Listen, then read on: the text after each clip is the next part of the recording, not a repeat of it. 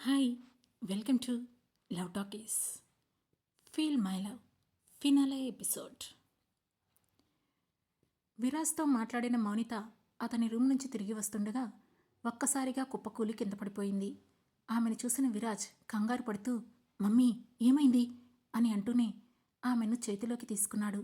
అప్పటికే మౌనిత స్పృహ కోల్పోయింది. వెంటనే విరాజ్ అంబులెన్స్కి ఫోన్ చేసి వితిన్ మినిట్స్లో హాస్పిటల్కి తీసుకువెళ్ళాడు. అంతే ఫాస్ట్గా ఈ విషయం మీడియాకి ఫార్వర్డ్ అవడంతో అది ఆ ఫ్యామిలీ మొత్తం మీద సింపతి క్రియేట్ చేసింది. ఆమె హెల్త్ బులెటిన్ కోసం వెయిట్ చేస్తున్నట్లు వరుసగా న్యూస్ రాస్తున్నారు. మౌనిత ఐసీయూలో ఉంటే ఆ రూమ్ బయట ఉన్న విరాజ్ బాధగా కూర్చున్నాడు. డాడీ గురించి ఆలోచిస్తూ మమ్మీని నిర్లక్ష్యం చేశానా? ఆయన కోసం అమ్మని శత్రువులా చూశానా? అసలు ఏం జరిగి ఉంటుంది మమ్మీకి అని ఆలోచిస్తూ ఉండగానే లోపల నుండి నర్స్ హడావుడిగా బయటికి వచ్చి సార్ మిమ్మల్ని డాక్టర్ గారు పిలుస్తున్నారు అని చెప్పింది. ఆ మాటతో విరాజ్ వెంటనే లేచి ఐసీయూలోకి వెళ్ళాడు. అప్పటికే మౌనిత అపస్మారక స్థితిలోనే ఉంది. ఏమైంది డాక్టర్, ఎనీథింగ్ సీరియస్ అని అడిగాడు Viraj. Mr Viraj, Mrs Mounitha suicide attempt చేశారు. ఎక్కువ మోతాదులో స్లీపింగ్ పిల్స్ వేసుకున్నారు అని చెప్పాడు డాక్టర్. ఆ మాట విని షాక్ అయిన విరాజ్, వాట్, స్లీపింగ్ పిల్స్ వేసుకుందా అని ఒక క్షణం ఆశ్చర్యపోయి ప్రజెంట్ మమ్మీ కండిషన్ ఏంటి డాక్టర్ అని అడిగాడు. ట్రీట్మెంట్ అయితే స్టార్ట్ అయింది, బట్ 24 అవర్స్ గడిస్తే కానీ ఏం చెప్పలేను అని చెప్పాడు డాక్టర్. అది విని ఏం చెయ్యాలా అని టెన్షన్ పడుతూనే ఆ విషయం బయటికి రావడానికి వీల్లేదని ట్రీట్మెంట్ కాన్ఫిడెన్షియల్గా చెయ్యమని చెప్పి రిక్వెస్ట్ చేశాడు విరాజ్. మరి ప్రెస్కి నోట్ రిలీజ్ చేయాలి కదా అని అడిగాడు డాక్టర్. ఆ మాటతో ఒక్క నిమిషం ఆలోచించిన విరాజ్, మమ్మీకి ఇంతకుముందు కూడా హార్ట్అటాక్ వచ్చింది కదా, ఇప్పుడు కూడా అదే అని అనౌన్స్ చేయండి. అండ్ ఈ రూమ్లోకి మరే పేషెంట్స్ని తీసుకురాకండి, నర్స్ కూడా ఈ అమ్మాయి ఒక్కటే ఉండాలి అని గట్టిగా చెప్పాడు విరాజ్. ఓకే అని చెప్పి మౌనిత్కి ఇవ్వాల్సిన ట్రీట్మెంట్ స్టార్ట్ చేశాడు డాక్టర్. ఆ రూమ్లో నుంచి బయటికి వచ్చిన విరాజ్ నీరసంగా అక్కడే ఉన్న కుర్చీలో కూలబడి మమ్మీ సూసైడ్ అటెంప్ట్ ఎందుకు చేసింది? నిజంగా అంత ఒంటరిగా ఫీల్ అయిందా? అందుకే ఇలా చేసిందా? చా, నేను మమ్మీకి ఇంకాస్త జాగ్రత్త చెప్పాల్సిందేమో. ఓ మై గాడ్, ఏంటి ప్రాబ్లమ్స్ ఇవన్నీ ఈ పదవి డబ్బు వల్లే వచ్చాయి, వీటికి ఎంత దూరంగా ఉంటే అంత మంచిది అని తనలో తానే అనుకుంటూ అక్కడే ఉండిపోయాడు. మరోవైపు దియాకి ఫుడ్ పెట్టి మెడిసిన్ వేసిన సురభి ఆ రోజు కాలేజీకి వెళ్ళలేదు. వాళ్ళని చూసుకుంటూ జశ్వంత్ కూడా ఇంట్లోనే ఉండిపోయాడు. ఇద్దరూ ఎదురెదురుగా కూర్చొని ఎవరి ఫోన్స్లో వాళ్ళు లీనమైపోయి ఉన్నారు. కాసేపటికి ఫోన్ పక్కన పడేసిన జశ్వంత్, సురభి ఎంతసేపు ఇలా ఎవరి ఫోన్లలో వాళ్ళు ఆడుకుందాం, బోర్ కొడుతుంది, ఏదైనా మాట్లాడొచ్చు కదా అని అడిగాడు. నీకు బోర్ కొడితే నేను మాట్లాడాలా, నాకేం పని అని అడిగింది సురభి. అబ్బా, ఎప్పుడు ఆ చిటపటలేనా, కాస్త ప్రశాంతంగా మాట్లాడొచ్చు కదా, నువ్వెప్పుడు ఇంతేనా, లేదంటే నాతోనే ఇలా ఉంటావా అని అడిగాడు జశ్వంత్. ఆ మాటకు అర్థం కానట్లు చూసింది సురభి. ఆ వెంటనే ఆలోచిస్తూ, నేను నిజంగానే ఎప్పుడు ఇలానే ఉన్నానా? లేదు కదా, ఎంత సున్నితంగా ఉండేదాన్ని, ఎవరైనా 4 మాటలు మాట్లాడితే ఒక్క మాట మాట్లాడేదాన్ని, అది కూడా చాలా స్మూత్గా చెప్పేదాన్ని. అలాంటిది నాలో ఇంత చికాకు ఎప్పుడొచ్చి చేరింది అని అనుకుంది. వెంటనే ఆమె ముఖంపై చిటికి వేసిన జశ్వంత్, ఏంటి ఆలోచిస్తున్నావు అని అడిగాడు. నథింగ్ అని తల అడ్డంగా ఊపింది సురభి. సరే, అయితే మీ ఫ్యామిలీ గురించి చెప్పు అని అడిగాడు జశ్వంత్. ఇప్పుడు నా ఫ్యామిలీ గురించి ఎందుకులే అని అడిగింది సురభి. అరే, ఒకరి గురించి ఒకరికి తెలిస్తే తప్పే ఉంది, లవ్ లేకపోయినా కనీసం ఫ్రెండ్స్లా ఉందాం, పర్లేదులే చెప్పు అని అడిగాడు జశ్వంత్. దాంతో ఒక క్షణం మౌనంగా ఉండి ఆ తర్వాత నెమ్మదిగా, ఇండియాలో మా మమ్మీ మా డాడీ ఇద్దరు పొలిటీషియన్స్, నాకు ఒక బ్రదర్ సిస్టర్ ఉన్నారు. మా సిస్టర్ మా బావగారితో కలిసి బిజినెస్ చూసుకుంటుంది. మా బ్రదర్ ఆ మధ్య వరకు ఇక్కడే ఉన్నారు, రీసెంట్గా ఫారెన్ నుంచి ఇండియా వెళ్ళాడు. ప్రజెంట్ అక్కడ కొంత వర్క్ ఉంది, అందుకే ఆగిపోయాడు, లేదంటే తను కూడా ఫారెన్లోనే ఉంటాడు. ఇక నేను ఇక్కడే ఉండి ఎంఎస్ చేస్తాను. ఇది నా ఫ్యామిలీ డీటెయిల్స్ అని చెప్పింది సురభి. మరి నా ఫ్యామిలీ గురించి కూడా అడగొచ్చు కదా అని అడిగాడు జశ్వంత్. ఓ, ఇప్పుడు నీకు వచ్చిన బాధ అంతా ఇదేనా? అదేదో ముందే చెప్పొచ్చు కదా, అనవసరంగా నేను ఎంత డీటెయిల్స్ ఇచ్చాను నీకు. సరే చెప్పు నీ ఫ్యామిలీ గురించి అని అడిగింది సురభి. మా డాడ్ అమెరికాలోనే బిజినెస్ చేస్తారు, ఈ సిటీలో కాదు, ఇక్కడికి 4 అవర్స్ జర్నీలో ఉంటుంది మా ఇల్లు. అందుకే నేను ఇక్కడే ఫ్రెండ్తో హోమ్లో ఉండి చదువుకుంటున్నాను. మా మమ్మీ డాడీకి నేను ఒక్కడనే కొడుకుని అని చెప్పాడు జశ్వంత్. ఓ నైస్. మీ మమ్మీ ఏం చేస్తూ ఉంటారు అని అడిగింది సురభి. మా మమ్మీ ఇండియాలో బిజినెస్ చేస్తూ ఉంటారు.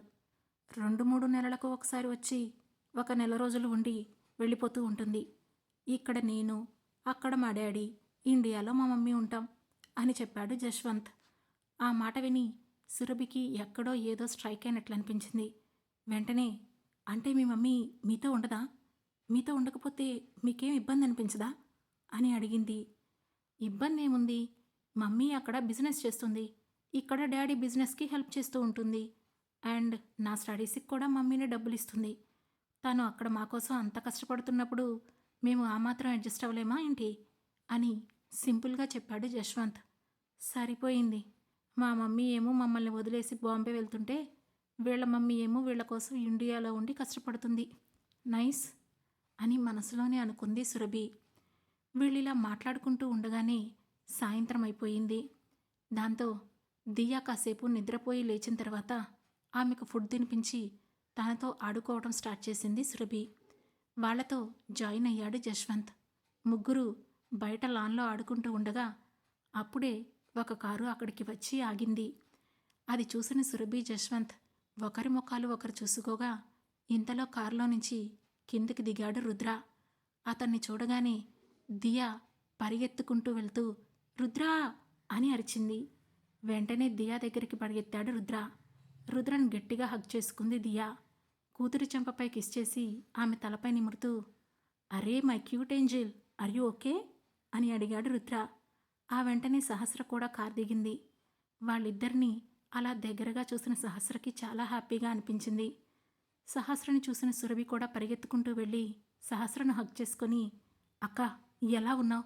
ఎన్ని రోజులైందో తెలుసా? కాదు కాదు, చాలా సంవత్సరాలు అయిపోయింది నిన్ను చూసి అని అడిగింది. నేను బాగానే ఉన్నానురా, నువ్వెలా ఉన్నావు అని అడిగింది సహస్ర. అలా సహస్ర వాయిస్ వినగానే వెంటనే రుద్రను వదిలి మమ్మీ అంటూ సహస్ర వైపు చూసింది దియా. దాంతో సురభిని వదిలి దియాని ఎత్తుకొని లవ్ యూ దియా అంటూ ముద్దులతో ముంచెత్తింది సహస్ర. దియా కూడా అన్ని రోజుల తర్వాత కలిగిన తల్లి స్పర్శకు హ్యాపీగా ఫీల్ అయ్యింది. ఆ ఫ్యామిలీ డ్రామా అంతా చూస్తున్న జశ్వంత్కి ఫస్ట్ టైం ఏదో మిస్ అయిన ఫీలింగ్ కలిగింది. సురభిని పలకరించిన రుద్ర అప్పుడే జశ్వంత్ని గమనించి అతని కింద నుండి పై వరకు ఒకసారి చూశాడు. అతని ఫేస్లో ఎవరో కనిపిస్తుంటే కొంచెం అనుమానంగా చూస్తూనే హలో జశ్వంత్ కమ్ అని పిలిచాడు. జశ్వంత్ దగ్గరికి రాగానే అతని భుజం చుట్టూ చెయ్యి వేసి, నువ్వు కరెక్ట్ టైంకి వచ్చి దియాని కాపాడి చాలా పెద్ద హెల్ప్ చేశావు. From now onwards you are like my family member అని చెప్పాడు రుద్ర. ఆ మాట వినగానే జశ్వంత్ హ్యాపీగా ఫీల్ అయ్యాడు. ఆ తర్వాత అందరూ ఇంట్లోకి వెళ్ళారు.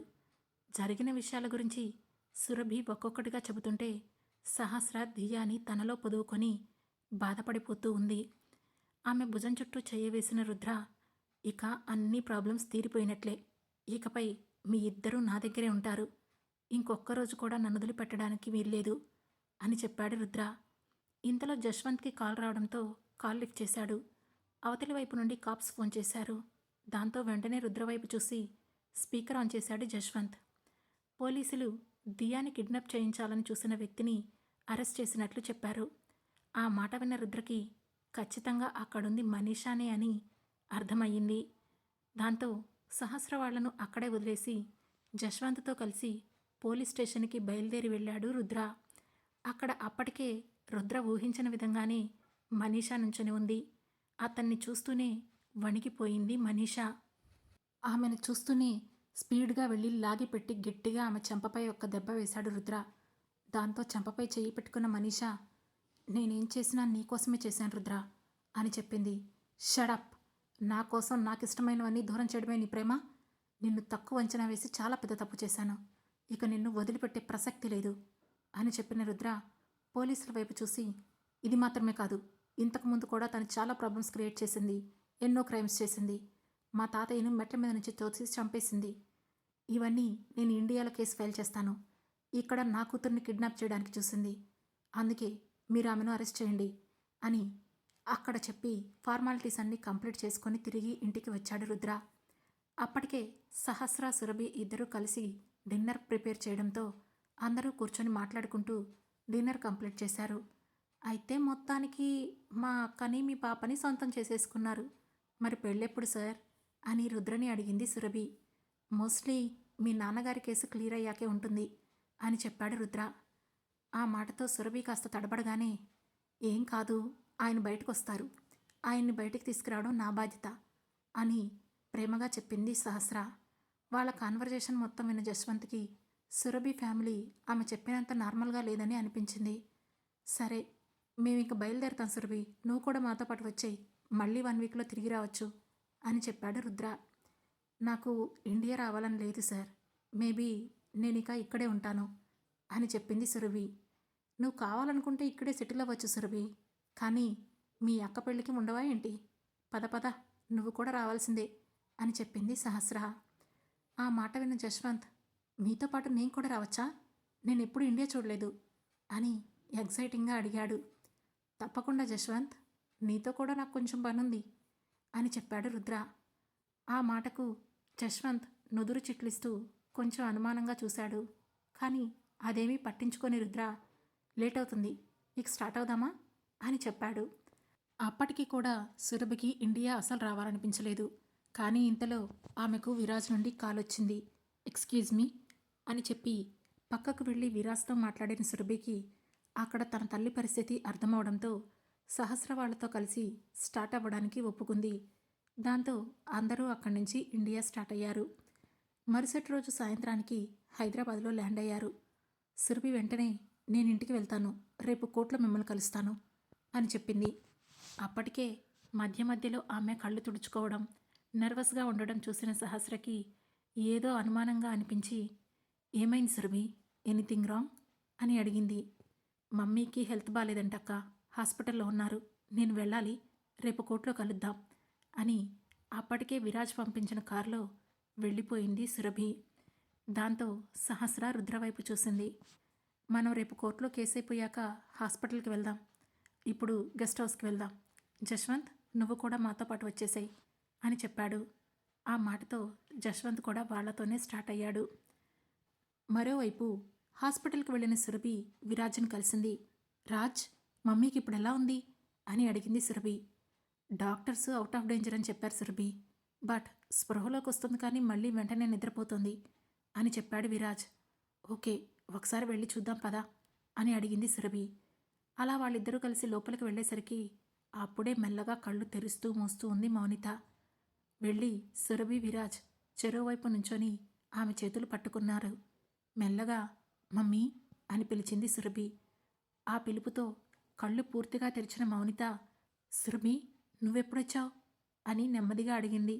ఆ సంగతి తర్వాత, అయినా నువ్వు చేసిందేంటమ్మా, ఇదేమైనా బాగుందా, అసలు నీకు సూసైడ్ చేసుకోవాల్సిన అవసరం ఏంటి అని అడిగింది సురభి. ఆ మాటతో కళ్ళు తిప్పేసిన మౌనిత ఏం చేయను, నేను ఓడిపోతున్నాను కదా, ఇక బ్రతికేం సుఖం అని అడిగింది.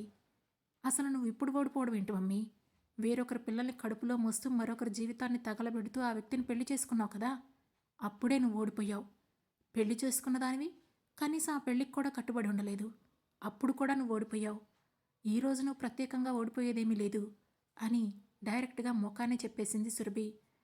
మీరు ఎప్పుడూ నన్ను ఇలానే నిందిస్తున్నారు సురభి, ఈ నిందలు భరించడం కన్నా చచ్చిపోవడం మంచిది కదా అని నిరాసక్తిగా అంది మౌనిత. ఆ మాటతో సురభి విరాజ్ ఇద్దరూ ఒకరి ముఖం ఒకరు చూసుకున్నారు.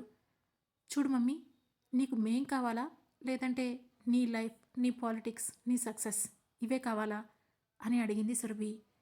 ఆ మాటతో ప్రస్తుతానికి నాకు మీరే కావాలి, మీ దృష్టిలో నేను ఎప్పటికీ స్ట్రాంగ్ ఉమెన్లా డైనమిక్గానే ఉండాలి అని చెప్పింది మౌనిత.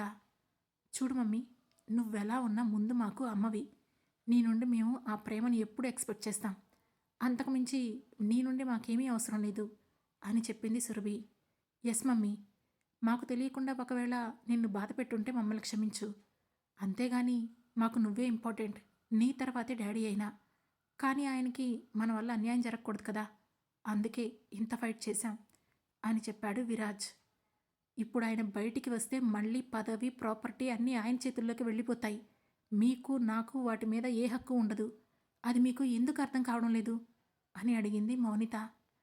పదవి ఎవరి కోసం మమ్మీ? నాకైతే అక్కర్లేదు. నీకు కావాలా? ఆల్రెడీ మినిస్టర్గానే ఉన్నావు కదా. ఇంకా ప్రాపర్టీ అంటావా? ఇప్పటి వరకు మీరు సంపాదించిన దాంట్లో నాకు ఒక్క రూపాయి కూడా అవసరం లేదు అని చెప్పాడు విరాజ్. ఆ మాటతో షాక్ అయ్యి విరాజ్ వైపు చూసింది మౌనిత. అవునమ్మా, నాకు కూడా ఏం అవసరం లేదు. నేను చదువుకోవడం కోసం పార్ట్ టైం జాబ్ కూడా చేసుకోగలను అని చెప్పింది సురభి. అసలు ఏం మాట్లాడుతున్నారు మీ ఇద్దరు? మీకోసం కాదా ఇంత కష్టపడి ఇంత డబ్బు సంపాదించింది అని అడిగింది మౌనిత. మాకే ఆ డబ్బు అక్కర్లేదని చెబుతున్నాం కదా. మాకు ఈ డబ్బు ఈ పదవులు ఏమీ అవసరం లేదు. కేవలం నీ ప్రేమాభిమానాలు చాలు. అది ఇవ్వగలిగేటట్లు ఉంటే ఇవ్వండి, లేదంటే ఇలానే ఉంటుండి. అంతేకాని ఇలా ప్రాణాల మీదకు తెచ్చుకోకండి అని సురభి విరాజ్ ఇద్దరూ ఒకేసారి అన్నారు. అంటే ఆ చంద్రకి ప్రాపర్టీ మొత్తం వదిలేస్తారా అని అడిగింది మౌనిత. ఆయనకి ప్రాపర్టీ వదిలేస్తామో లేదో తర్వాత సంగతి. ముందు నువ్వు చెప్పు, నీకు ఆ ప్రాపర్టీ కావాలా అని అడిగాడు విరాజ్. నాకు అక్కర్లేదు. మీకే వద్దన్నప్పుడు నాకు కూడా ఏమవసరం. కానీ చంద్ర అనుభవిస్తుంటే చూస్తూ మాత్రం ఊరుకోలేను అని అంది మౌనిత. ఓకే మమ్మీ, ప్రస్తుతానికే కాదు ఎప్పటికీ సరే నువ్వు మాకు కావాల్సిందే. ఇన్ని సంవత్సరాలు మాకు నువ్వు దూరంగా ఉన్నావు. ఇకనైనా మాకు దగ్గరగా ఉండు ప్లీజ్ అని చెప్పాడు విరాజ్. కానీ ఒక తప్పు చేసిన వ్యక్తిగా మీ ముందు నేను నుంచొని ఉండలేనురా అని అంది మౌనిత. నువ్వు తప్పు చేశావని మేమెప్పుడూ అనుకోలేదమ్మా. పరిస్థితుల ప్రభావం వల్ల అలా చేశావని అనుకుంటున్నాం. మా దృష్టిలో నువ్వెప్పుడూ తక్కువ కాదు. నువ్వెప్పుడూ అలా అనుకోకు మమ్మీ అని నచ్చ చెప్పింది సురభి. తనంత ఎదిగిన పిల్లలు తనని ఓదారుస్తూ అంత మోటివేట్గా మాట్లాడుతూ ఉంటే మౌనితకి ఏం మాట్లాడాలో అర్థం కావడం లేదు. అందుకే సైలెంట్గా కళ్ళు మూసుకుంది. మరోవైపు గెస్ట్ హౌస్కి వెళ్ళిన రుద్ర ఏదో ఆలోచిస్తూ ఉండగా అప్పుడే దియాని నిద్రపుచ్చి రుద్ర దగ్గరికి వచ్చిన సహస్ర, ఏమైంది రుద్ర, ఎందుకలా ఉన్నావు అని అడిగింది. నథింగ్ అని తల అడ్డంగా ఊపాడు రుద్ర. మళ్ళీ ఏదైనా ప్రాబ్లం వచ్చిందా? మళ్ళీ మన మధ్య ఏదైనా దూరం రాబోతుందా రుద్ర అని కంగారుగా అడిగింది సహస్ర. ఆ మాటతో ఆమె చెంపపై నిమురుతూ, లేదు, అస్సలు రాదు. ఇకపై నువ్వు నాతోనే ఉంటావు. మనం ముందున్న జీవితం అంతా హ్యాపీగా ఉండేలా చూసుకుంటాను. ఐ ప్రామిస్ యూ అని చెప్పాడు రుద్ర. ఆ మాటతో హ్యాపీగా ఫీల్ అయ్యి అతని మెడ చుట్టూ చేతులు వేసి, మరిప్పుడు నువ్వెందుకు ఇలా ఉన్నావు అని అడిగింది సహస్ర. నీకు జశ్వంత్ ఎవరో తెలుసా అని అడిగాడు రుద్ర. సురభి క్లాస్మేట్ అని మీరే చెప్పారు కదా అని అంది సహస్ర. అతను సురభి క్లాస్మేట్ మాత్రమే కాదు, నన్ను పెంచిన మా అమ్మ వసుంధర సొంత కొడుకు అని చెప్పాడు రుద్ర. ఆ మాట వినగానే సహస్ర షాక్ అవుతూ, మీ అమ్మగారికి మరో కొడుకున్నాడా అని అడిగింది.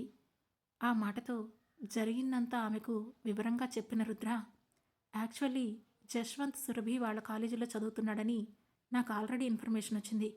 అందుకే ఆ రోజు దియాను సేవ్ చేశాడనగానే నేను అతన్ని కలవడం కోసమే సురభి దగ్గరే ఉండమని చెప్పాను అని అన్నాడు రుద్ర. అవునా, మరిప్పుడు ఎందుకు తనని నీ వెంట తీసుకొచ్చావు అని అర్థం కానట్లుగా అడిగింది సహస్ర. వాళ్ళమ్మని అతనికి అప్పగించి ఇంకెప్పుడు ఇండియా రాకుండా చేస్తాను అని చెప్పాడు రుద్ర. కానీ వాళ్ళమ్మ చేసిన పని తెలిస్తే అతను ఎలా రియాక్ట్ అవుతాడో తెలియదు కదా. అనవసరంగా వాళ్ళ మధ్య డిస్టర్బెన్స్ క్రియేట్ అవుతుందేమో అని అడిగింది సహస్ర. సిచ్యువేషన్ అతనికి కూడా క్లియర్గా తెలియాలి కదా. జరిగింది తెలిస్తే వాళ్ళ మధ్య అండర్స్టాండింగ్, బాండింగ్ ఇంకా బాగుంటాయి. ఇంకెప్పుడు మన జోలికి రాకుండా ఉంటారు అని చెప్పాడు రుద్ర. నిజంగానే అలా జరుగుతుందంటావా? లేదంటే ఈ జశ్వంత్ మనకి మరో శత్రువు అవుతాడా అని భయంగా అడిగింది సురభి. లేదు, అలా ఏం కాదు. తన గురించి నేను ఆల్రెడీ ఎంక్వైరీ చేశాను. అతను take it easy person and మంచి వ్యక్తి. అండ్ అన్నింటికి మించి అతనికి సురభి అంటే చాలా ఇష్టం అని చెప్పాడు రుద్ర. యు మీన్ లవ్ చేస్తున్నాడా అని ఆశ్చర్యంగా అడిగింది సహస్ర. అవును, ఆల్రెడీ ప్రపోజ్ కూడా చేశాడు. అండ్ అది వాళ్ళిద్దరి మధ్య పర్సనల్ విషయం అనుకో. కానీ నేను మాత్రం తనను పిలిచింది వాళ్ళ అమ్మను అప్పగించడానికి మాత్రమే అని చెప్పాడు రుద్ర. ఆ మాటతో, అంటే రేపటితో అన్ని ప్రాబ్లమ్స్ క్లియర్ అయిపోతాయి కదా, ఎల్లుండి మనిద్దరం పెళ్లి చేసుకుందామా అని ఆశగా అడిగింది సహస్ర. ఆమెకు ఏం సమాధానం చెప్పకుండా ఆమె నుదురు ఢీకొట్టి చిన్నగా హత్తుకున్నాడు రుద్ర. అనుకున్నట్లే మరుసటి రోజు ఫైనల్ హీరింగ్కి వచ్చింది చంద్ర కేస్. ఓవైపు సురభి, విరాజ్, మరోవైపు రుద్ర సహస్ర కోర్టుకొచ్చారు. అదే టైంకి మాలతిని తీసుకొచ్చాడు రిషి. దియాని జశ్వంత్ దగ్గర ఉంచి వీళ్ళందరూ కోర్టుకి వచ్చారు. ఆల్రెడీ వాదనలన్నీ పూర్తయిపోయాయి కనుక ఆ రోజే అందరి సమక్షంలో సహస్ర చంద్ర ఇద్దరి శాంపిల్స్ తీసుకొని డిఎన్ఏ టెస్ట్కి పంపించారు. ఆ రిపోర్టు సరిగ్గా వారం రోజుల్లో వస్తుంది. అప్పటి వరకు చంద్రకు షరతులతో కూడిన బెయిల్ కూడా మంజూరు చేశారు. అతను బయటికి వస్తున్నాడని అనౌన్స్ చేసిన తర్వాత విరాజ్, సురభి హాస్పిటల్కి వెళ్ళిపోయారు. రుద్ర సహస్ర కూడా వెళ్ళిపోదామని అనుకుంటుండగా ఆయన వస్తారేమో, కలిసి వెళ్దాం అని అంది మాలతి. ఆ మాటతో ఆమె వైపు నుదురు చిట్లించి చూసిన సహస్ర, ఆయనిప్పుడు మన ఫ్యామిలీ కాదమ్మా, మనం వెళ్ళిపోదాం అని అంది. వాళ్ళు కూడా వదిలేసి వెళ్ళిపోయారు కదా, పాపం ఒంటరి వారవుతారేమో అని అంది మాలతి. మరి అతను మనల్ని వదిలేసిన రోజు మనం కూడా ఒంటరిగా ఉన్నాం కదమ్మా అని అనాలనుకుంది సహస్ర. కానీ తల్లి ఇంకా అతన్ని భర్తగానే అనుకుంటుంది అని అర్థమై రుద్ర వైపు చూసింది. నీకుండాలనుందా అని అడిగాడు రుద్ర. అస్సలు లేదు అని చెప్పింది సహస్ర. సరే మనం వెళ్దాం పదా. ఆంటీ, మీ దగ్గర మొబైల్ ఉంది కదా, జాగ్రత్తగా ఉండండి, ఏదైనా అవసరమైతే కాల్ చేయండి అని చెప్పి సహస్రను తీసుకుని అక్కడి నుంచి సరాసరి హాస్పిటల్కి వెళ్ళాడు రుద్ర. అప్పటికే మౌనిత చాలా వరకు కోలుకుంది. ఆమెను మొదటిసారి డైరెక్ట్గా చూసింది సహస్ర. మనిషి చాలా హుందాగా ఉంది అని అనుకోకుండా ఉండలేకపోయింది. సురభి పరిచయం చేయడంతో సహస్ర వైపు చూసి నవ్వలేక నవ్వినట్లు చిన్న స్మైల్ ఇచ్చింది మౌనిత. ఇప్పుడు మీ హెల్త్ ఎలా ఉందంటీ అని అడిగింది సహస్ర. ఫైన్ అని ముక్తసరిగా చెప్పింది మౌనిత. కాసేపు ఆమె హెల్త్ గురించి మాట్లాడి అక్కడి నుంచి బయటికి వచ్చారు రుద్ర, సహస్ర. వెనకే సురభి, విరాజ్ వెళ్ళగా విరాజ్ ఒక్క నిమిషం అని ఆపింది మౌనిత. ఏంటి మమ్మీ అని అడిగాడు విరాజ్. తన పేరు మీదున్న ప్రాపర్టీని నీ పేరు మీదకి షిఫ్ట్ చేయించుకో అని చెప్పింది మౌనిత. ఆ మాటతో ఇరిటేట్ అవుతూ, మమ్మీ నీకు మేము కావాలంటే కొంచెంసేపు సైలెంట్గా ఉండు, ఆస్తి మాత్రమే కావాలనుకుంటే తననే అడిగి నీ పేరు మీదకే మార్చి మేము ఫారెన్ వెళ్ళిపోతాం, ఇంకెప్పుడు ఇక్కడికి తిరిగి కూడా రాము అని ఆవేశంగా అన్నాడు విరాజ్. రేయ్, నాకు మీరు ముఖ్యం, మీరు మంచి పొజిషన్లో ఉండడం ఇష్టం, మీకు ఇప్పుడు ఇదంతా ఏం అర్థం కాదు, ముందు ముందు అర్థమైనా కూడా ఆ తర్వాత చెయ్యడానికి ఏమీ ఉండదు, ఆ తర్వాత మీ ఇష్టం అని ముఖం తిప్పుకుంది మౌనిత. ఆ మాటతో నవ్వుకొని అక్కడి నుంచి బయటికి వెళ్ళిపోయాడు విరాజ్. మరోవైపు ఫార్మాలిటీస్ అన్నీ కంప్లీట్ చేసుకొని బయటికి వచ్చిన చంద్రకి అక్కడ తన కోసం ఎవరూ కనిపించలేదు. కనీసం ఒక్క కార్యకర్త కూడా రాలేదు. ఆ క్షణమే తాను ఒంటరినైపోయానని అతనికి క్లియర్గా అర్థమైంది. ఆ నిరాశలోనే బయటికి వస్తుండగా భుజం చుట్టూ కొంగు చుట్టుకొని ఎదురు చూస్తూ నుంచున్న మాలతి కనిపించింది. ఆమెను చూడగానే చిన్న సంతోషం కలిగింది. అంతలోనే ఆమెకు చేసిన అన్యాయం గుర్తురాగా బాధగా ఆమె దగ్గరకు వచ్చి చేతులు పట్టుకొని, నన్ను క్షమించు మాలతి అన్నాడు చంద్ర. అయ్యో, అవేం మాటలండి అని బాధగా అంది మాలతి. లేదు, నేను నీ జీవితాన్ని గాలి కొదిలేసి నా స్వార్థం నేను చూసుకున్నాను, కానీ మీరు ఈరోజు కూడా నన్ను వదిలేయకుండా కాపాడారు. మీ రుణం ఎప్పటికీ తీర్చుకోలేను. ఇంతకీ సహస్ర ఎక్కడుంది అని చుట్టూ చూస్తూ అడిగాడు చంద్ర. ఆమె మౌనిత గారు హాస్పిటల్లో ఉన్నారని తెలిసి చూడటానికి వెళ్ళింది సహస్ర అని తనకు తెలిసినంత వరకు చెప్పింది మాలతి. ఓ అవునా, సరే మనం కూడా అక్కడికి వెళ్దాం, నా ముగ్గురు పిల్లలతో నేను మాట్లాడాల్సింది అని చెప్పాడు చంద్ర. అలా మాలతి, చంద్ర ఇద్దరూ కలిసి హాస్పిటల్కి వచ్చారు. అదే సమయంలో విరాజ్ బయటికి రావడంతో తన కోట్ పాకెట్లో ఉన్న కొన్ని పేపర్స్ తీసి, సహస్ర ఇందులో సిగ్నేచర్ చెయ్యి అని చెప్పాడు రుద్ర. అవేంటో అర్థం కాక రుద్ర కళ్ళలోకి చూసింది సహస్ర. సిగ్నేచర్ పెట్టమన్నట్లు కళ్ళతో చెప్పగానే మరో మాట మాట్లాడకుండా వాటిలో టిక్ పెట్టిన చోట సిగ్నేచర్ పెట్టడం స్టార్ట్ చేసింది సురభి. అవేంటో తెలియక సురభి, విరాజ్ ఒకరినొకరు చూసుకున్నారు. సహస్ర సిగ్నేచర్ చేసి ఆ పేపర్స్ రుద్రకి ఇవ్వబోతుండగా, నాకు కాదు వాళ్ళకివ్వు అని చెప్పాడు రుద్ర. ఆ మాటతో అయోమయంగా చూస్తూనే ఆ పేపర్స్ను విరాజ్, సురభి ముందు పెట్టింది సహస్ర. ఇవేంటి బావా అని అడిగాడు విరాజ్. మీ ప్రాపర్టీకి సంబంధించిన డాక్యుమెంట్స్. చంద్రగారు ఏ ఏ ప్రాపర్టీ అయితే సహస్ర పేరు మీద రాశారో అవన్నీ మీ పేరు మీదకి మార్చినట్లు రాసిన పేపర్స్ అని చెప్పాడు రుద్ర. ఆ మాట విన్న సహస్ర అయోమయంగా చూస్తుంటే విరాజ్, సురభి షాక్ అయ్యారు.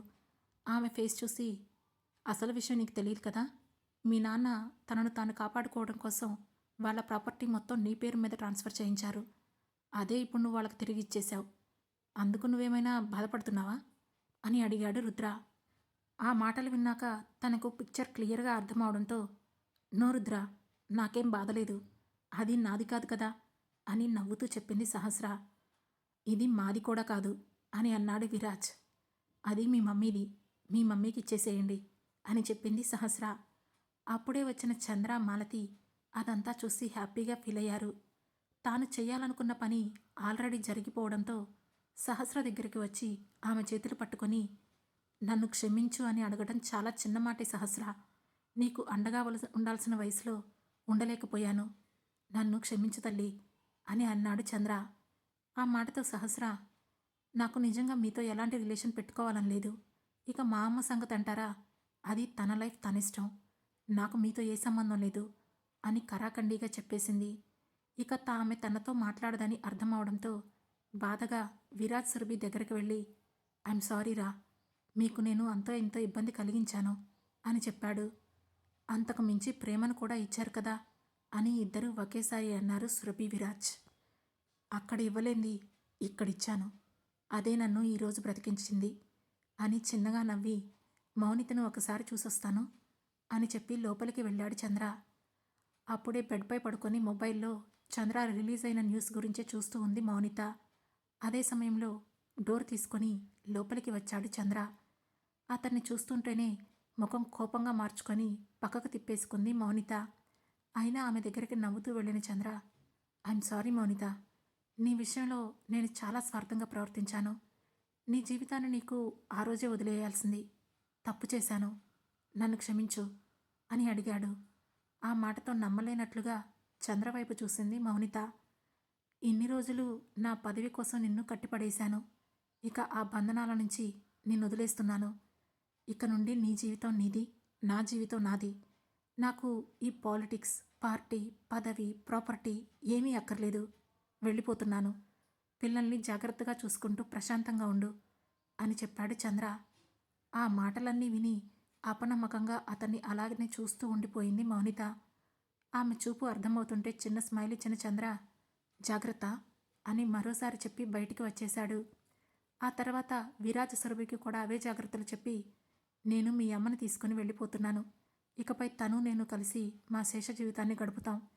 ఇన్ని సంవత్సరాలు తనకి అందించలేని ఆనందాన్ని అందించకపోయినా తనని ఈ కొన్ని రోజులైనా సంతోషంగా చూసుకోవడానికి ప్రయత్నిస్తాను అని సహస్రతో చెప్పాడు చంద్ర.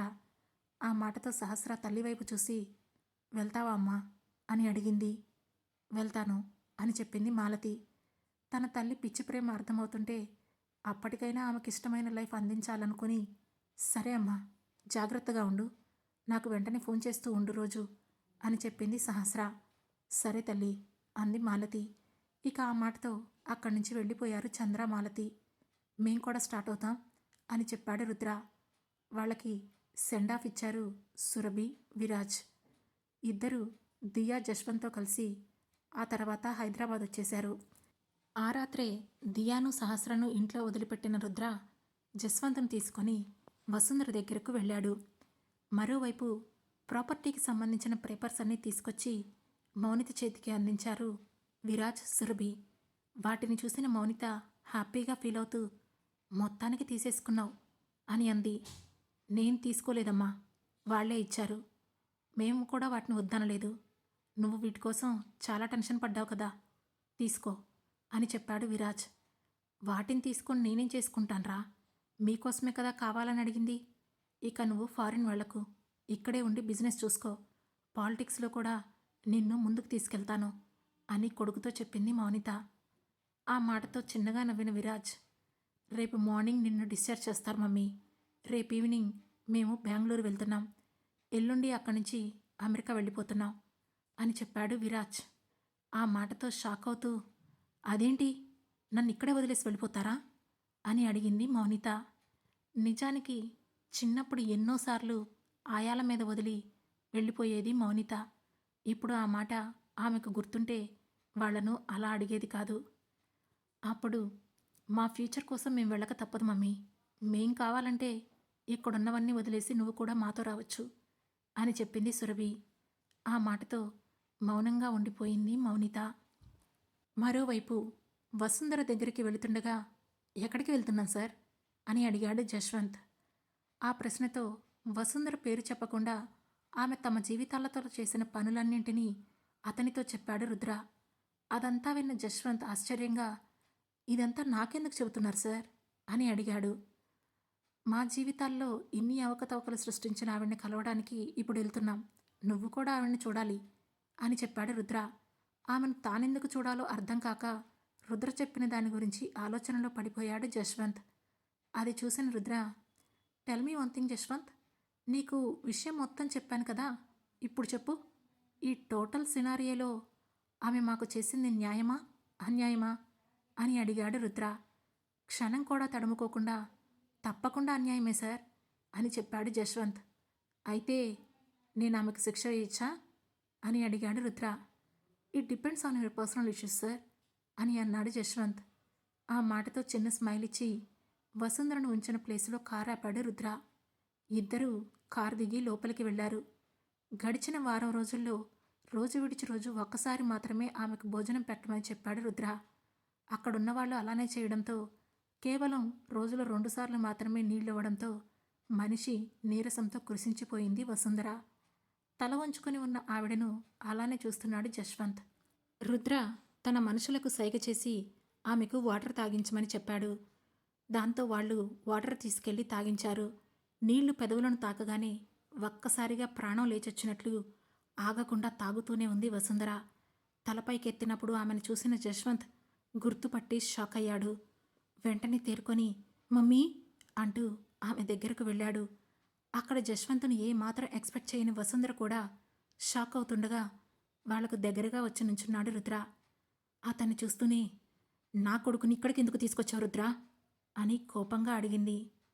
నాతో పాటు నా సహస్రకి, నా కూతురికి శిక్ష వేశావు కదా, అలాంటప్పుడు నీకు ఈ ఒక్క పనిష్మెంట్ ఏం సరిపోతుంది, నీతో పాటుగా నీ కొడుకు కూడా శిక్ష వేద్దామని తీసుకొచ్చాను అని చెప్పాడు రుద్ర. ఆ మాట వినగానే కంగారు పడిపోయిన వసుంధర, నోనో వద్దు రుద్ర, వాడికేం తెలియదు, అమాయకుడు, నీ కోపం పగ ఏమున్నా సరే వాటిని నా మీద తీర్చుకో, వాడిని వదిలేయ్ అని ఏడుస్తూ అడిగింది వసుంధర. నీ అంతైనా నీ కొడుకు గురించి నువ్వింత బాధపడుతున్నావు, మరి నా కూతురు, నా భార్య ఎంత బాధపడుంటారు. కడుపుతో ఉన్నదాన్ని తీసుకెళ్ళి అన్ని బాధలు పెట్టావు. అసలు నువ్వు నన్ను పెంచావు కదా, కనీసం నీకు ఆ మమకారం కూడా నా మీద లేదా? నా బాధ చూస్తూ కూడా నువ్వు నోరు విప్పలేదు, అన్నేళ్ళు నన్ను ఇబ్బంది పెట్టావు అని అడిగాడు రుద్ర. నేను చేసినవన్నీ తప్పులే, కానీ నా కొడుకుని మాత్రం ఏం చెయ్యకు అని అడిగింది వసుంధర. నేను నీ అంత కసాయిని కాదు అని చెప్పాడు రుద్ర. వీళ్ళిలా మాట్లాడుకుంటూ ఉండగా రుద్ర ఫ్యామిలీ ఎంత సఫర్ అయిందో అర్థం చేసుకున్న జశ్వంత్ కన్నీటితో రుద్రను చూస్తూ, ఐఎమ్ సారీ సార్, మా మమ్మీ చేసింది తప్పే, తన తరపున నేను అపాలజీ చెబుతున్నాను. ఇంకెప్పుడు మా మమ్మీ ఇండియా రాకుండా నేను చూసుకుంటాను, తనని నాతో పాటు తీసుకెళ్ళిపోతాను, తనను వదిలేయండి అని అడిగాడు. కొడుకు తన కోసం అలా అడుక్కుంటూ ఉంటే వసుంధరలోని తల్లి ప్రేమ బయటికి రావడంతో, మమ్మల్ని వదిలే రుద్ర, నేనింక నీ జీవితంలో ఉండను, ఫారెన్ వెళ్ళిపోతాను అని చెప్పింది. ఇదే మాట మీద ఉండండి. అండ్ యూ జశ్వంత్, నా కూతురిని కాపాడావు కనుకే నేను మీ అమ్మని నీకు అప్పగిస్తున్నాను అని చెప్పాడు Rudra. Thank you Rudra sir అన్నాడు జశ్వంత్. అండ్ సురభిని నువ్వు జెన్యున్గా లవ్ చేస్తే ఓకే జశ్వంత్, తను ఆల్రెడీ లవ్లో దెబ్బతిని ఉంది. తను నీ లవ్ని యాక్సెప్ట్ చేసే వరకు వెయిట్ చేయి. ఓ మంచి అమ్మాయి నీ లైఫ్లోకి వస్తుంది. కాదని తనని ఇబ్బంది పెట్టాలని చూస్తే మాత్రం ఈసారి మీ ఫ్యామిలీ మొత్తాన్ని వదిలిపెట్టను అని స్ట్రాంగ్ వార్నింగ్ ఇచ్చాడు రుద్ర. లేదు సార్, నాకు సురభి అంటే చాలా ఇష్టం, తను నా లవ్ని యాక్సెప్ట్ చేసే వరకు వెయిట్ చేస్తాను. అండ్ ఇక నుండి తన ప్రొటెక్షన్ కూడా నా రెస్పాన్సిబిలిటీ అని చెప్పాడు. గుడ్, ఇక వెళ్ళండి అని చెప్పడంతో వసుంధరని తీసుకొని అక్కడి నుంచి వెళ్ళిపోయాడు జశ్వంత్. ఒక్క నిమిషం అన్నాడు రుద్ర. దాంతో వాళ్ళు ఆగి రుద్ర వైపు చూడగా అప్పుడే అతని మనిషి ఇచ్చిన 2 టికెట్స్ జశ్వంత్ చేతిలో పెడుతూ, మరో 2 గంటల్లో మీ ఫ్లైట్, బయట వెహికల్ ఉంది, అందులో నీ లగేజ్ మీ అమ్మ లగేజ్ కూడా ఉంది, ఇక్కడి నుంచి డైరెక్ట్గా ఎయిర్పోర్ట్కి వెళ్ళిపోండి అని చెప్పాడు రుద్ర. ఆ టికెట్స్ తీసుకొని థ్యాంక్ యూ సార్ అని చెప్పి తన తల్లిని తీసుకొని వెళ్ళిపోయాడు రుద్ర. అక్కడితో ప్రాబ్లమ్స్ అన్నీ ఆల్మోస్ట్ తీరిపోయినట్లే అని రిలాక్స్ అయిన రుద్ర ఇంటికి వెళ్ళి ఫ్రెష్ అయ్యి సహస్ర దియా నిద్రపోతుండగా వాళ్ల పక్కనే బెడ్పై వాలాడు. ప్రశాంతంగా నిద్రపోతున్న ఆ ఇద్దరిని చూసి చాలా రోజుల తర్వాత తాను కూడా రిలాక్స్గా పడుకున్నాడు. మరుసటి రోజు ఉదయం సహస్ర కంటే ముందే లేచి రెడీ అయ్యి అలానే దియాను కూడా రెడీ చేసుకొని బయటికి తీసుకువెళ్ళిపోయాడు రుద్ర. కాసేపటికి సహస్ర లేవడంతో ఫ్రెష్ అయ్యి మిర్రర్ దగ్గరకు రాగా అక్కడ ఓ శారీ, కొన్ని ఆర్నమెంట్స్తో పాటుగా ఓ లెటర్ కూడా ఉంది. దాన్ని తీసి చూడగా, ఈరోజు మన పెళ్ళి, త్వరగా రెడీ అయ్యి బయటకొస్తే నీకోసం కార్ వెయిట్ చేస్తూ ఉంటుంది, అందులో వచ్చేసేయ్, ఇక్కడ నీకోసం వెయిట్ చేస్తున్నాను అని రాసి ఉంది. అదంతా రుద్ర పని అని అర్థమవుతుండగా చిన్నగా నవ్వుకొని ఎదురుగా ఉన్న శారీని తీసుకొని గుండెలకు హత్తుకొని త్వరగా రెడీ అయ్యి బయటికి వచ్చింది సహస్ర. బయట ఆమె కోసం ఎదురు చూస్తూ ఉన్నాడు రిషి. అతన్ని చూస్తూనే చిన్న స్మైల్ ఇచ్చి కార్ ఎక్కగా కార్ రయ్యమంటూ ముందుకు వెళ్ళిపోయింది. సరిగ్గా అరగంటలో వెడ్డింగ్ రిజిస్టర్ ఆఫీస్ ముందు కార్ ఆగడంతో కిందకు దిగింది సహస్ర. ఆమె కోసమే ఎదురు చూస్తున్న రుద్రకు గ్రీన్ కలర్ పట్టు చీరలో లైట్ మేకప్తో ఆర్నమెంట్స్తో అందంగా నడుస్తూ తన వైపే వస్తూ కనిపించింది సహస్ర. రుద్ర కూడా అప్పటికే ఫార్మల్ డ్రెస్లో ముస్తాబయ్యాడు. ఆమె దగ్గరికి వస్తుండగా తన చేతిని అందించాడు రుద్ర. అతని చేతిలో చెయ్యి వేసి లోపలికి వెళ్ళింది సహస్ర. అక్కడ ఆమె ఊహించని విధంగా మాలతి, చంద్ర, కవిత, విశిష్ట, సురభి, విరాజ్, చరణ్ అందరూ ఉన్నారు. వాళ్ళందరినీ చూడగానే సహస్ర ముఖం ఆనందంతో ఇంకాస్త వెలిగిపోయింది. ఆ తర్వాత అందరి సమక్షంలో రుద్ర సహస్రల పెళ్లి సింపుల్గా జరిగిపోయింది. ఆ పెళ్లి చూసి దియా చాలా హ్యాపీగా ఫీల్ అయ్యింది. అప్పుడు దియాని ఎత్తుకున్న సహస్ర రుద్ర వైపు చూపిస్తూ మొదటిసారిగా అతన్ని తండ్రిలా పరిచయం చేస్తూ హీ ఈజ్ యువర్ ఫాదర్ దియా అని చెప్పింది. ఆ మాటతో సహస్ర చేతిలోనే ఉండి కళ్ళు పెద్దవి చేసిన దియా వెంటనే రుద్రను హగ్ చేసుకుని ఐ లవ్ యూ డాడీ అని చెప్పింది దియా. అదే రోజు సాయంత్రం రుద్రకు తెలిసిన బిజినెస్ ఫ్రెండ్స్, పొలిటీషియన్స్ ఇంకా అయిన వాళ్ళ మధ్య గ్రాండ్గా రిసెప్షన్ కూడా జరిగింది. ఆ తర్వాత సురభి, విరాజ్ ఇద్దరు ఫారెన్ వెళ్ళిపోయారు. విరాజ్ అక్కడే ఉన్న తన కంపెనీని డెవలప్ చేయడంలో బిజీ అయితే ఇన్ని రోజులు దూరం పెట్టిన చదువుపై మళ్ళీ దృష్టి పెట్టింది సురభి. అలానే తల్లిని తండ్రికి అప్పగించి ఇంకెప్పుడూ ఇండియాకు వెళ్ళొద్దని మాట తీసుకున్న జశ్వంత్ కూడా స్టడీస్లో బిజీగా ఉంటూనే సురభి చుట్టూ బొంగరంలా ప్రేమ అంటూ తిరుగుతున్నాడు. ఆమె కరుణిస్తుందా అని ఎప్పటికప్పుడు ఎదురు చూస్తూనే ఉన్నాడు. కూతురు పెళ్లి చేశాక చంద్ర, మాలతి తమ శేష జీవితం ప్రశాంతంగా గడపడానికి అందరికీ దూరంగా చంద్ర వాళ్ళ సొంత ఊరు వెళ్ళిపోయారు. పాలిటిక్స్, బిజినెస్ చూసుకుంటున్న మౌనిత తన పిల్లలు వద్దని చెప్పిన ఆస్తుల్ని ఇంకా పెంచడంలోనే బిజీ అయిపోయింది. ప్రేమించిన అమ్మాయి మోసం చేసిన తర్వాత కూడా అక్కడే ఆగిపోకుండా తన కెరియర్పై ఫోకస్ పెట్టిన చరణ్కి సహస్ర, రుద్రలతో మంచి బాండింగ్ ఏర్పడింది. ఇక రిషి తన బిజినెస్ను కూడా రుద్ర బిజినెస్లో కలిపేసి పార్ట్నర్ అయిపోయి విశిష్టను త్వరలోనే లైఫ్ పార్ట్నర్ చేసుకోవాలని ట్రై చేస్తూ ఉన్నాడు. మరి విశిష్ట ఎప్పటికి ఒప్పుకుంటుందో తెలియదు. మరోవైపు మనీషాపై ఇండియాలో, ఫారెన్లో నమోదైన కేసులు, వాటికి తగిన సాక్ష్యాలు ఉండడంతో 7 సంవత్సరాల కఠిన కారాగార శిక్ష పడింది. అలాగే స్నేహకు కూడా 7 సంవత్సరాల శిక్ష పడగా ఆమె తండ్రి గంగాధర్కి కోర్టు 3 సంవత్సరాల శిక్ష వేసింది. అలాగే రుద్ర, సహస్రలకు దూరంగా తమ పిల్లలతో ప్రశాంతంగా ఉంటున్నారు అనసూయ, దేవ. ఫైనల్లీ రుద్ర, సహస్ర ఇన్ని సంవత్సరాలు కోల్పోయిన ప్రేమను, ఆనందాన్ని మళ్ళీ బిల్డ్ చేసుకోవడంలో బిజీగా ఉంటూ దియాకి ఇద్దరి ప్రేమను సమానంగా పంచిస్తున్నారు. ఈ కథ ఇంతటితో సమాప్తం. Dear listeners, feel my love కథను ఇన్ని రోజులుగా ఆదరిస్తున్నందుకు మీకు కృతజ్ఞతలు. మా ఈ కథ మిమ్మల్ని ఎంతగానో అలరించిందని ఆశిస్తున్నాము. ఈ స్టోరీపై మీ అభిప్రాయాలను తెలియజేయడం మాత్రం మర్చిపోకండి. అలాగే మన ఛానల్లో వచ్చే మిగతా స్టోరీస్ కూడా మిస్ అవ్వకుండా ఉండాలంటే వెంటనే లవ్ టాకీస్ ఛానల్ను సబ్స్క్రైబ్ చేసుకొని మిగతా స్టోరీస్ను కూడా వినండి. మా కథలు మీకు నచ్చినట్లయితే లైక్ చేసి, షేర్ చేసి, కమెంట్ చేసి, అలాగే హై పాయింట్స్ కూడా ఇచ్చి మమ్మల్ని సపోర్ట్ చేయండి. Thank you.